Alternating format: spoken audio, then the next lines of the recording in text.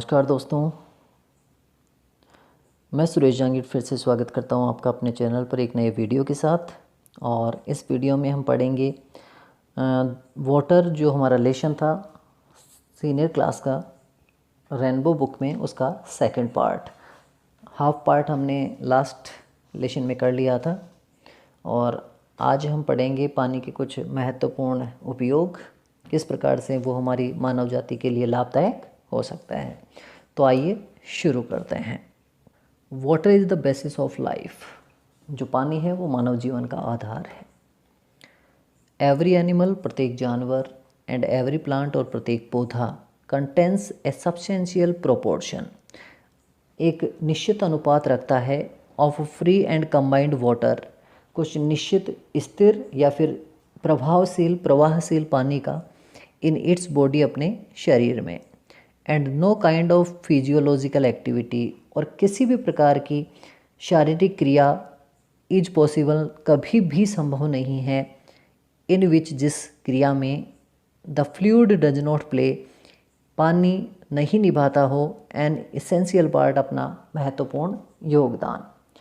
लेखक कहना चाह रहे हैं कि मनुष्य के शरीर में और पादपों के शरीर में कोई भी ऐसा कार्य नहीं है जो बिना पानी के हो सकता है। वाटर इज ऑफ कोर्स, पानी है वास्तव में नेसेसरी, आवश्यक, फॉर एनिमल लाइफ, मानव और जानवरों के जीवन के लिए। वाइल मॉइस्चर, जबकि जो नमी होती है, इन द सॉइल, मिट्टी में, इज इक्वली इम्पेरेटिव, वो भी उतनी ही महत्वपूर्ण है, for the life of the plants and the growth of the plants, पेड़ पौधों के जीवन के लिए और उनकी उत्पत्ति के लिए, उनके विकास के लिए मिट्टी में नमी होना भी उतना ही आवश्यक है जिस प्रकार से जानवरों में और मनुष्यों में पानी आवश्यक है। And trees throw the quantity necessary, और पेड़ों में भी वो मात्रा उतनी ही आवश्यक है। Varies enormously with the species, लेकिन उनकी प्रजातियों के हिसाब से पानी की आवश्यकता में विभिन्नता देखने को मिल सकती है, क्योंकि रेगिस्तान के जो पौधे होते हैं उन्हें ज़्यादा पानी की आवश्यकता नहीं होती है, जबकि आप देखते हैं कई ऐसी प्रजातियां होती हैं पौधों की जिन्हें अत्यधिक पानी की आवश्यकता होती है। द कंजर्वेशन एंड यूटिलाइजेशन, संरक्षण और उपयोग ऑफ वाटर, पानी का, इज़ दस फंडामेंटल, वो एक आधारभूत तत्व है, फॉर ह्यूमन वेलफेयर, कि हम मानव जाति के कल्याण में उसे काम में लें। अपार्ट फ्रॉम आर्टिजन वाटर, उस भूमि युक्त जल के अलावा, the ultimate source in all cases, एक अंतिम स्रोत जो है हमारे लिए, इज रेन और स्नोफॉल, वो ये है कि या तो हमें पानी बारिश से मिलेगा या फिर स्नोफॉल या फिर बर्फ़बारी से। Much of Indian agriculture, Bharat की ज़्यादातर जो कृषि है, डिपेंड्स, वो आधारित है, ऑन सीजनल रेयर रेनफॉल, एक निश्चित समय पर होने वाली बारिश के ऊपर, एंड इज़ देयरफॉर, और इसीलिए वेरी सेंसिटिव, बहुत ही संवेदनशील होती है, टू एनी फेलियर, किसी भी असफलता के लिए, और इरेगुलरिटी ऑफ द सेम, या फिर उसकी अनिश्चितता के लिए। लेखक कहना चाह रहा है कि भारतीय जो कृषि है वो बारिश के ऊपर निर्भर करती है, और बारिश ऐसी होती है कि कभी कभार तो फेलियर आ जाता है, बारिश होती ही नहीं है, और कभी कभार उसकी इरेगुलरिटी रहती है, वो नियमित नहीं रहती है। The problems of soil erosion, मृदा अपरदन का जो समस्याएं हैं, परेशानियां हैं, एंड ऑफ इनएडुकेट, और अपर्याप्त और इरेगुलर रेनफॉल, और अनियमित होने वाली जो बारिश है, आर क्लोजली कनेक्टेड, ये एक दूसरे से निश्चित रूप से बहुत घनिष्ठ रूप से जुड़े हुए हैं, विद ईच अदर, एक दूसरे से। तो मिट्टी का अपरदन और बारिश नियमित नहीं होना या फिर होना ही नहीं, पर्याप्त नहीं होना, ये एक दूसरे से अंतर संबंधित विषय हैं। इट इज़ क्लियर, ये स्पष्ट है, that the adoption of technologies और टेक्निक्स, कि हमें नई तकनीकी का उपयोग करना चाहिए, प्रिवेंटिंग सॉइल इरोजन, जिससे कि हम मृदा अपरदन को रोक सकें, वुड ऑल्सो हेल्प, वो हमारी इसमें भी सहायता करेगा, टू कंजर्व, कि हम संरक्षित करें एंड कीप द वाटर, और पानी को बनाए रख पाएँ वेहर, जहाँ इट इज़ वांटेड, जहाँ पर इसकी आवश्यकता है। हमें ऐसी तकनीक भी अपनानी चाहिए जिससे कि जहाँ पानी की आवश्यकता हो वहाँ पानी पहुँचाया जा सके। इन अदर वर्ड्स, दूसरे शब्दों में यदि कहें, on and in the soil, चाहे वो पानी मिट्टी के अंदर हो चाहे मिट्टी के ऊपर हो। एंड सच टेक्निक्स, और ऐसी जो तकनीकियाँ हैं, there for serve a double purpose, वो हमारे लिए एक दोहरे उद्देश्य को पूरा करने वाली होंगी। हमें ऐसी तकनीकियाँ अपनानी चाहिए जो हमारे हर विषय को सरलता से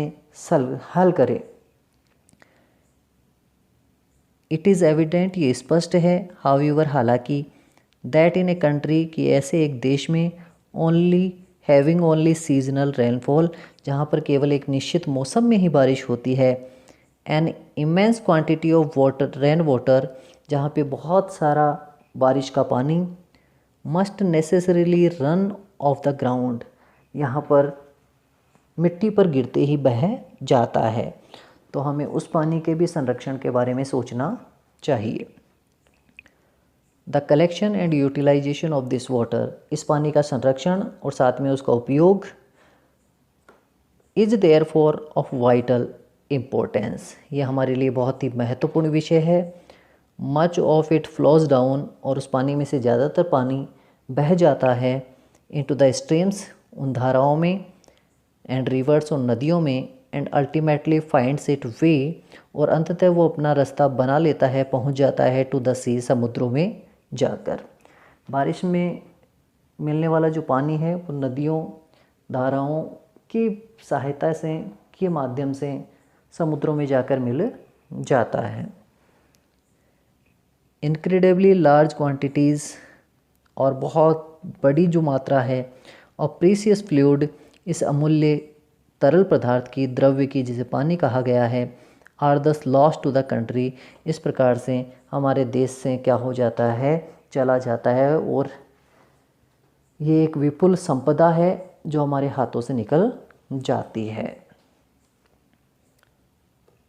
the harnessing of our rivers, हमें हमारी नदियों को भी काम में लेना चाहिए। द वाटर ऑफ विच, जिन नदियों का पानी, now mostly runs to waste, जो सामान्यतः बर्बादी के लिए काम में आता है, जो व्यर्थ हो जाता है, is a great national problem, ये हमारी बहुत बड़ी एक राष्ट्रीय समस्या है।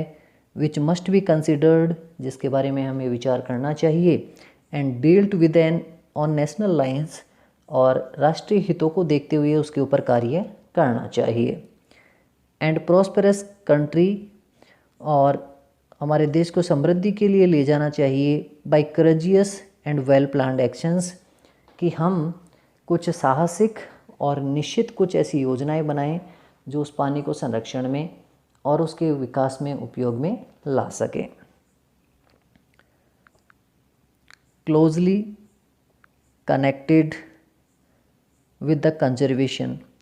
और बहुत निकट रूप से जुड़े हुए हैं उस संरक्षण के साथ, ऑफ वाटर, जो कि पानी का है, सप्लाई, जो कि सप्लाई किया जाता है, आपूर्ति किया जाता है, is the problem of afforestation, ये अपने आप में वनारोपण की एक बहुत बड़ी क्या है, समस्या है। The systematic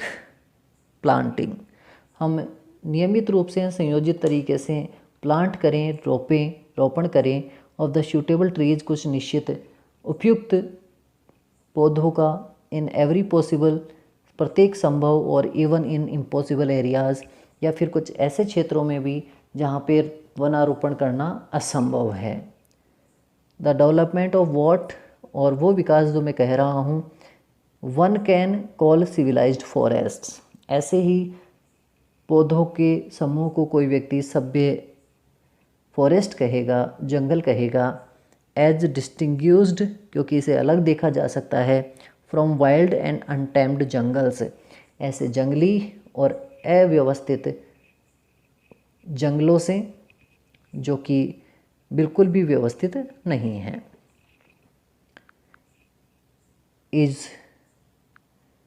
is one of the most urgent needs, ये बहुत ही अत्यंत और तत्काल होने वाली आवश्यकताएं हैं, ऑफ इंडिया,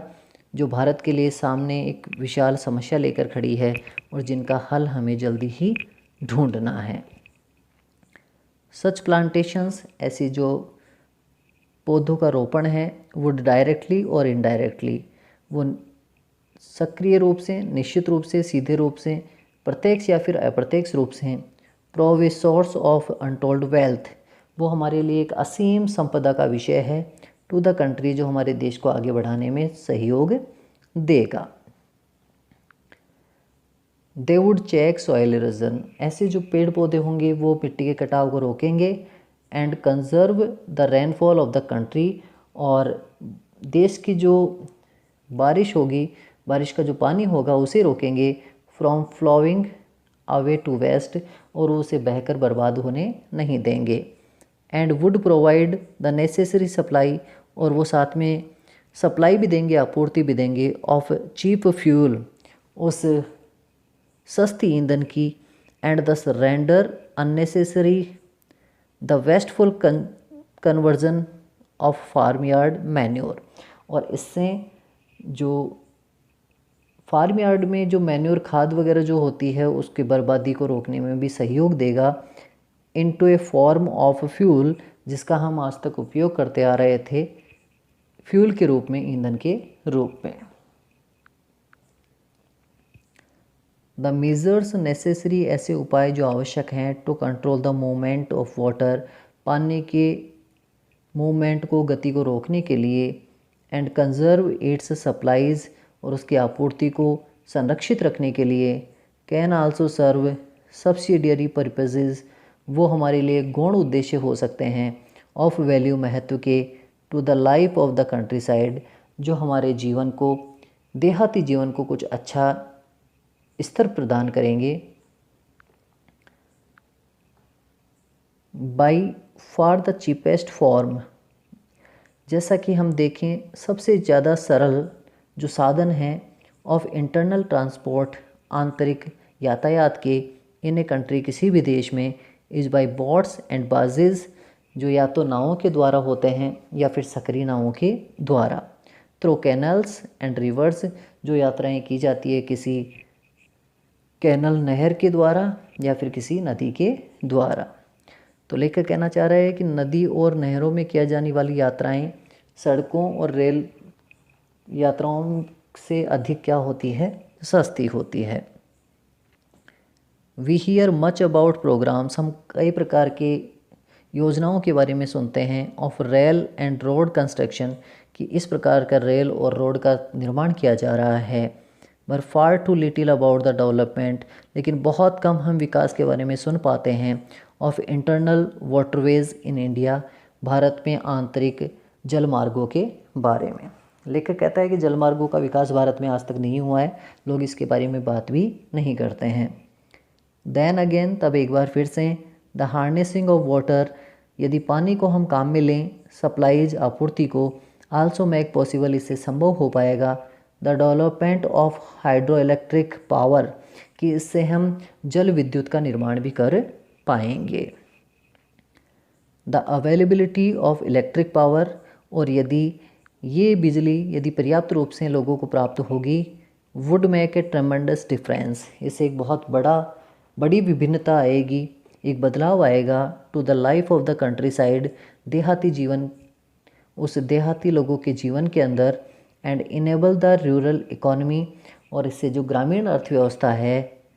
वो टू बी इम्प्रूव्ड, वो वृद्धि करेगी, इन वेरियस का डायरेक्शंस, अनेक प्रकार की दिशाओं के साथ। अनेक प्रकार के ऐसे कार्य होंगे ग्रामीण क्षेत्रों में जो कि भारत को आगे बढ़ाने में सहयोग देंगे। इन पर्टिकुलर, यदि स्पष्ट रूप से कहा जाए, it would enable underground water, इससे जो ज़मीन के अंदर का जो पानी है वो बढ़ेगा, to be tapped to a greater extent, जो कि बहुत विशाल अवस्था में है, देन एट द प्रेजेंट, उस स्थिति की तुलना में जो अभी है। यदि हम ऐसा करेंगे तो उसके पानी के स्तर में वृद्धि होगी, and thus help to overcome the difficulties, और हम कई प्रकार की परेशानियों से छुटकारा पाएंगे, अराइजिंग फ्रॉम इरेगुलरिटी, जो कि अनियमितता की समस्या है, और inadequacy of other source of supply, जो कि हमारे पास अपर्याप्तता के कई ऐसे कारण हैं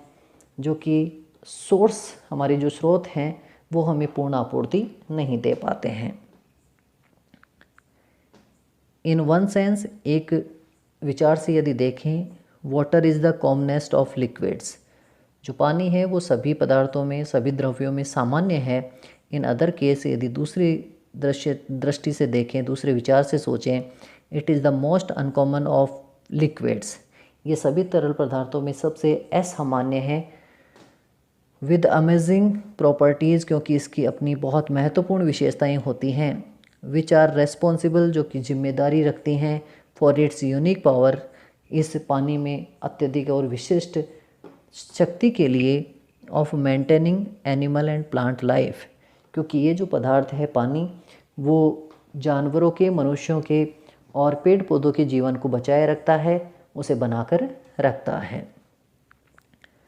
the investigation of the nature, और इस पानी की प्रकृति के बारे में विचार करना, खोजबीन करना, एंड प्रॉपर्टीज़ ऑफ वाटर, और पानी की विशेषताओं के बारे में जानना, इज़ देयरफॉर, वो इसीलिए द हाईएस्ट साइंटिफिक इंटरेस्ट, अपने आप में बहुत बड़ा एक विज्ञान का विषय रखता है, रुचि रखता है। And is far from being, और ये बहुत दूर है उस स्थिति से, an exhausted field of research, कि यदि आप इस फील्ड में, इस क्षेत्र में यदि रिसर्च करना चाहते हैं, खोजबीन करना चाहते हैं, पानी की विशेषताओं के बारे में जानना चाहते हैं, पानी का अध्ययन करना चाहते हैं, तो ये जो क्षेत्र है वो कभी सीमित नहीं होगा, ये कभी कम नहीं पड़ेगा। ये आपकी सोच पर निर्भर करता है। जितनी आपकी सोच होगी उतने ही आप आगे बढ़ते जाएंगे। तो ये आपका लेशन था जो सीवी रमन ने आपको बताया है,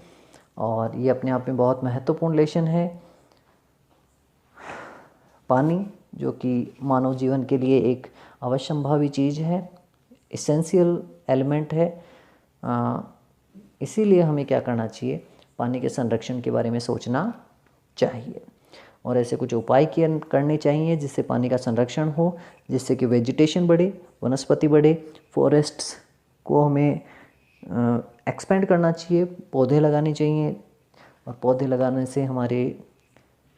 जो सॉइल एरोजन है, मृदा अपरदन की जो समस्या है वो भी कम हो जाएगी। तो वीडियो को लाइक और सब्सक्राइब करना न भूलें।